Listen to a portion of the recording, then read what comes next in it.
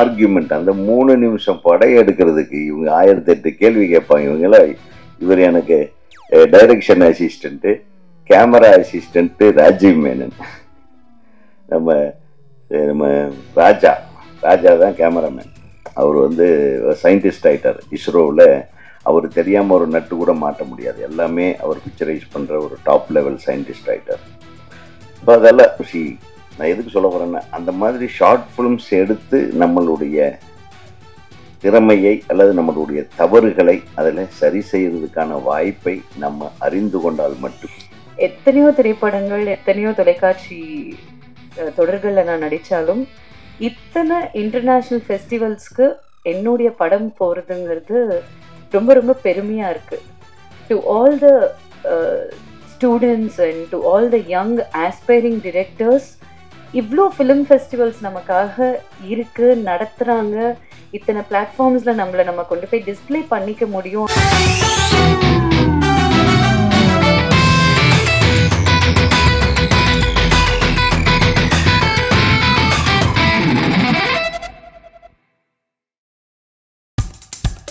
இப்போ நம்ம என்டர்டெயின்மெண்ட் ஆக போகுது பிளஸ். என்னது 5+ OTTs, 800+ blockbuster movies, அதுவும் 1+, 2+, 3+, multi+ languagesலயா? Exclusive movies, brand new web series, இன்ட்ரெஸ்டிங்கான ஷார்ட் மூவிஸ். வாவ், இதுல இவ்ளோ பிளஸ் இருக்கா? இதுல இருக்க ஒரே ஒரு மைனஸ், அதுவும் நமக்கு பிளஸ் தான். மத்த எல்லா OTT-யை விட மைனஸ் பிரைஸ்ல, அதுவும் ஒரு நாளுக்கு ₹1 தான். OTT Plus டவுன்லோட் பண்ணி நான் என் சந்தோஷத்தை பிளஸ் ஆக்கிட்டேன். அப்ப நீங்க OTT Plus, இது ஆல் இன் ஒன் ஆப். உடனே டவுன்லோட் பண்ணுங்க. OTT Plus, இதுல எல்லாமே பிளஸ். பொறுமையா காத்திருந்ததுக்கு ரொம்ப ரொம்ப நன்றி. என்னுடைய பத்திரிகை நண்பர்கள் அனைவரையுமே ரொம்ப நாள் கழிச்சு சந்திக்கிறேன். ரொம்ப சந்தோஷமா இருக்கு. 2023ல இந்த சரஸ் அப்படிங்கிற படம் என்னை தேடி வந்தது. Thank you Siva sir for that. என்னுடைய நெருங்கிய தோழி வினயதா சிவகுமார், அவங்களுடைய தந்தை தான் சிவா சார். ஸோ இந்த கதையை பற்றி பேசும்போது நீலிமா கிட்ட கேட்டு பார்க்கலாம் அப்படின்ற ஒரு அப்ரோச்சில் என்னை வந்து கேட்டாங்க. சார் இந்த மாதிரி எல்வி பிரசாத் இதில் ஸ்டூடெண்ட்டாக இருந்தார், இப்போது ஷார்ட் ஃபிலிம் பண்ணியிருக்காரு. He wants to improvise his skills, அடுத்தடுத்த படங்கள் பண்ணணும் அப்படிங்கிறதுக்கு நிறைய ஷார்ட் ஃபிலிம்ஸ் பண்ணணும்னு நினைக்கிறாரு அப்படின்னு வந்து சொன்னாங்க. லைவ் ஆடியோ அப்படின்னாங்க. கதை கேட்கும்பொழுது ரொம்ப சுவாரஸ்யமாக இருந்தது. படிப்பு சார்ந்த ஒரு கதை அப்படிங்கிறதால உடனே எனக்கு எடுத்து இது பண்ணணும் அப்படிங்கிற ஒரு எண்ணம் இருந்தது. அண்ட் ஒரு மீனவ பெண்ணாக நடிக்கிறது அப்படிங்கிறது ரொம்ப புதுசாக இருந்தது எனக்கு. என் தோலுக்கும் அதுக்கும் ஒட்டாதே அப்படிங்கிற ஒரு ஃபீல் இருந்தது எங்கள் எல்லாருக்குமே. பட் தென் அது எல்லாத்தையுமே மாற்றி வேற ஒரு கலர் கொடுத்து ரொம்ப அழகாக பண்ணியிருந்தாங்க. Jude sir, thank you so much for that opportunity. எத்தனையோ திரைப்படங்கள், எத்தனையோ தொலைக்காட்சி தொடர்களில் நான் நடித்தாலும் இத்தனை இன்டர்நேஷ்னல் ஃபெஸ்டிவல்ஸ்க்கு என்னுடைய படம் போகிறதுங்கிறது ரொம்ப ரொம்ப பெருமையாக இருக்குது. To all the students and to all the young aspiring directors, இவ்வளோ ஃபிலிம் ஃபெஸ்டிவல்ஸ் நமக்காக இருக்குது, நடத்துகிறாங்க. இத்தனை பிளாட்ஃபார்ம்ஸில் நம்ம கொண்டு போய் டிஸ்பிளே பண்ணிக்க முடியும் அப்படிங்கிறது எனக்கு ரொம்ப ரொம்ப என்கரேஜிங்காக இருந்தது. அதுலேயும் நான் நிறைய இன்டர்நேஷ்னல் ஃபிலிம் ஃபெஸ்டிவல்ஸில் பெஸ்ட் ஆக்ட்ரஸ் அவார்டு வாங்கியிருக்கேன் அப்படின்னு அவர் எனக்கு சொல்லும்பொழுது இன்னும் என்கரேஜிங்காக இருந்தது, இன்னும் ஹாப்பியாக இருந்தது. So thank you Jude sir for taking these short films to international platforms, not just with us. And நிறைய ஊர்களுக்கு நீங்கள் வந்து மெனக்கெட்டு இதை அனுப்பி நிறைய ஃபெஸ்டிவல்ஸ்க்குன்னு ஒரு வேலை பார்த்துருக்கீங்க. ஸோ அதுதான் அந்த 70+ awards from 20+ international film festivals அப்படிங்கிறது. இந்த ஆப்பர்ச்சுனிட்டிக்கு ரொம்ப நன்றி. And thank you. Nice connecting with everybody again. ஜெய்ஹிந்த். தேங்க்ஸ். நண்பர்களே, உருப்படியாக ஒரு 3 கண்டென்ட்டில் படம் பார்த்துருக்கீங்க. அதை பற்றி நீங்கள் எழுதுங்க. ஏன்னா ஒருத்தர் மிஸ்டர் ஜூட் அவர்களை பற்றி சிவா சொன்னார். எனக்கு ரொம்ப ஆச்சரியமாக இருந்தது. ஏன்னா சினிமான்றது ஒரு கிரேட்டஸ்ட் பேஷன். அந்த சினிமாவை அவளை எந்த அளவுக்கு ரசிச்சிருந்தா, இந்த ஏஜெல்லாம் போன கடைசியில் கூட ஒரு கம்பெனியில் சிஇஓவாக வேலை பார்த்துட்டு வந்து ஒரு ஃபில்ம் இன்ஸ்டியூட்டில் சேர்ந்து ஈவினிங் ஹவர்ஸ்லேயோ அது பார்ட் டைமில் அதை படித்து அதிலிருந்து ஒரு இன்டர்நேஷ்னல் லெவலுக்கு ஷார்ட் ஃபிலிம்ஸ் பண்ணி தன்னுடைய திறமையை வெளியே கொண்டு வந்து காட்டி அதுக்கப்புறம் அடுத்த ஸ்டெப்புக்கு போகணும்னு நினைக்கிற உண்மையிலே மிஸ்டர் ஜூட் அவர்களுக்கு நம்ம எல்லாரும் ஒரு பெரிய கரவோசத்தோடு வாழ்த்துக்களை தெரிவிக்கிறோம். It's wonderful thing. இப்போ நாங்கள் தமிழ்நாடு திரைப்பட இயக்குனர் சங்கத்தில் கூட நம்ம கர்நாடகாவில் ஐஎஃப்ஏன்னு சொல்லிட்டு இந்தியன் ஃபில்ம் அகாடமி அப்படின்னு வச்சுருக்காரு என்னுடைய ஃப்ரெண்டு மிஸ்டர் பிரசாத்னு. ஒவ்வொரு வருஷமும் இன்டர்நேஷ்னல் ஃபிலிம் ஃபெஸ்டிவல் நடத்துகிறாரு. அவர் கடந்த 2-3 வருஷமாக நானும் செல்வமணி அவர்களும் ரிக்வெஸ்ட் பண்ணி நம்ம சங்கத்தில் இருக்கிற பசங்களுக்கு வருஷத்துக்கு 10 பேர்த்துக்கு ஷார்ட் ஃபிலிம் பண்ணுறதுக்கு அவங்களே ஃபண்டு பண்ணி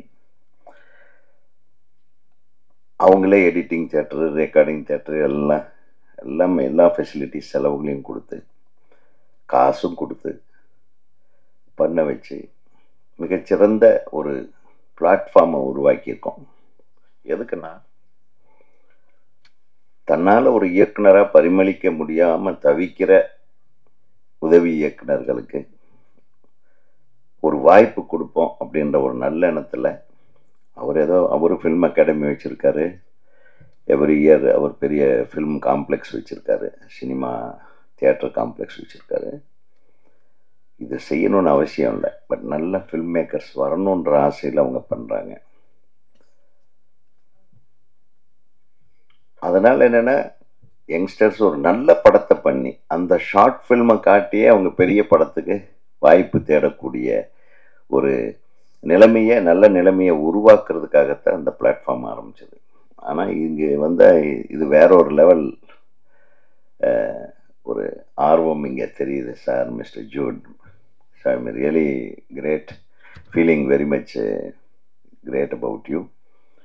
என்னென்னா இந்த உட்கார்ந்த உடனே சொன்னாங்க இந்த 3 படமும் பல்வேறு சர்வதேச திரைப்பட விருதுகளை ஷார்ட் ஃபிலிம் கேட்டகரியில் வாங்கியிருக்கேன்னு உடனே நான் ரொம்ப மிஸ் பண்ணிட்டேன். Sorry, I'm very sorry. ஏன்னா நான் வேற ஒரு ப்ரோக்ராமில் இருந்து லேட் ஆகிடுச்சு வர்றதுக்கு. ரொம்ப என்னை ட்ராக் பண்ணிகிட்டே இருந்தாங்க, நானும் ஓட்டிகிட்டே இருக்கேன். Heavy traffic. என்னுடைய டிரைவர் இன்றைக்கி வரல அவர். அதனால் எனக்கு ஃபஸ்ட்டு நான் உங்கள்கிட்ட மன்னிப்பு கேட்டுக்கிறேன் லேட்டாக வந்ததுக்கு. அதனால் இந்த படத்தை பார்க்கக்கூடிய ஒரு வாய்ப்பை நான் இழந்துட்டேன். நிச்சயம் பார்க்குறேன் சார் யூடியூப்.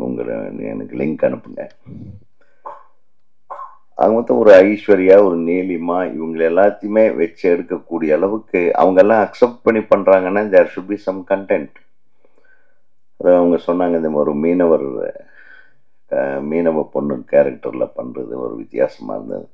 நிறைய படங்களில் நடிச்சிருந்தாலும் பார்த்தீங்களா, இதில் ஒரு புதுமையாக நம்ம பண்ணோன்னு நினைக்கிற ஒரு ஃபீலிங்கை உருவாக்கி கொடுத்துருக்காருன்னா ஒரு கிரியேட்டராக அவரை நம்ம எல்லாரும் பாராட்ட வேண்டிய ஒரு நல்லா தட்டலாம், கை தட்டலாம், யோசனை பண்ணியெல்லாம் தட்ட வேண்டியது. ஏன்னா ஒரு ஷார்ட் ஃபில்ம் அவர் எப்படி எடுத்திருக்காருன்னு பார்த்தாவே இவர் எப்படி தேர மாட்டாரா அப்படின்னு அடுத்தவங்க முடிவு பண்ணிடலாம். ஸோ பல விருதுகளை பெற்றிருக்கிறதுனால now you are eligible to produce or make or create your own feature films. I welcome to the film industry. சீக்கிரமாக ஆரம்பிச்சிருங்க. இப்போது இனிமேல் திருப்பி ஷார்ட் ஃபில்ம் எல்லாம் பண்ணிட்டு இருக்கக்கூடாது, போர் அடிச்சிடும். அப்புறம் நாங்கள்லாம் ஃபில்ம் இன்ஸ்டியூட்டில் படிக்கும்போது சிவா தெரியும், சிவா தான் என் அசிஸ்டண்ட்.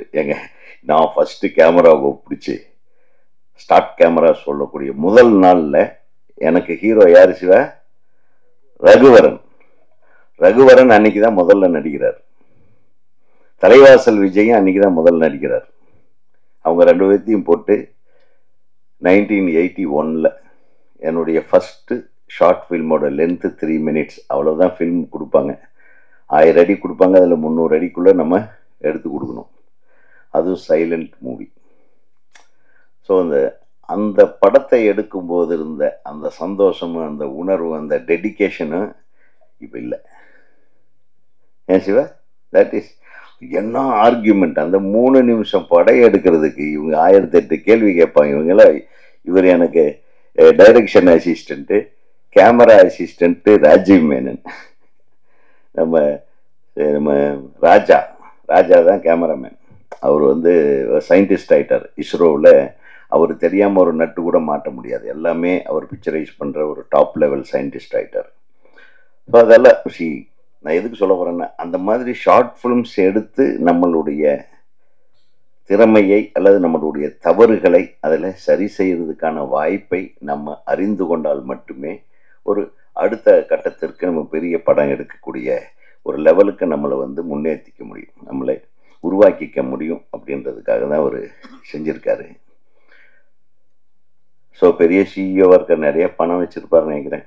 ஒன்றும் பிரச்சனை இல்லை, வாங்க வச்சு விளையாடிடலாம். இருக்கட்டும் சார், எம்ப்ளாயியாக இருந்தேன்னு எல்லாருமே எம்ப்ளாயிஸ் தான். இங்கே சினிமாவுக்கு வந்தால் சில படங்களில்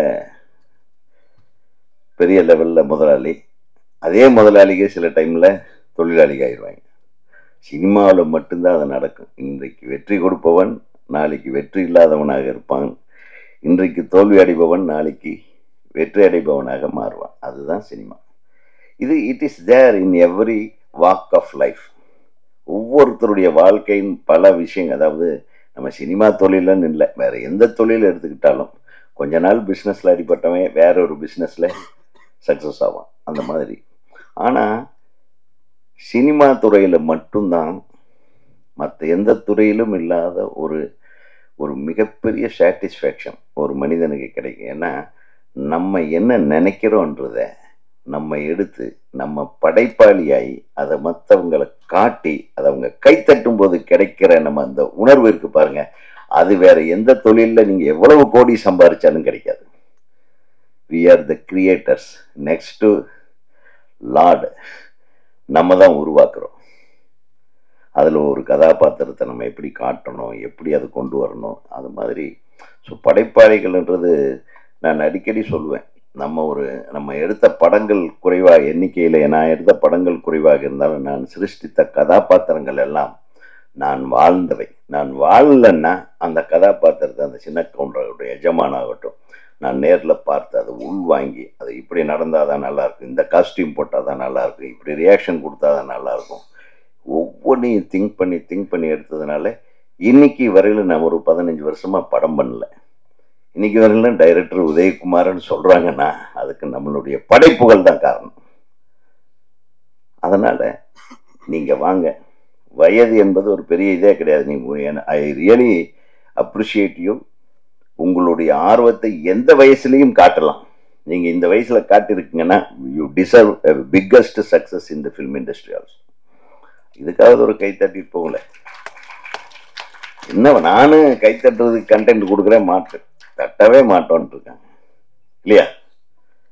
ஆக ஒரு மிகச்சிறந்த இந்த படைப்புகளுக்கு பிறகு சிவா நீங்கள் கூட இருந்து உங்களுடைய நண்பராக இருக்கலாம், இருந்தாலும் உங்களுக்கு ஸ்டூடெண்ட் அவர் இல்லையா? ஒரு ஸ்டூடெண்ட்டை நீங்கள் அடுத்த கட்டத்துக்கு கொண்டு போக வேண்டிய ஒரு விழா தான் இது இல்லையா? நிச்சயமாக ஒரு நல்ல கமர்ஷியல் படம் எடுங்க. திருப்பி அவார்டு வாங்குறதுக்குன்னு படம் எடுத்துட்டிங்கன்னா அவார்டு தான் கிடைக்கும், அப்புறம் அதுக்குன்னு அலையணும். சார், இந்த அவார்டு வாங்குற மாதிரி ஒரு கொடுமையான விஷயம் உலகத்திலே கிடையாது சார். அவார்டு வாங்கறதுக்கு படுற அவஸ்தை இருக்குது பாருங்க.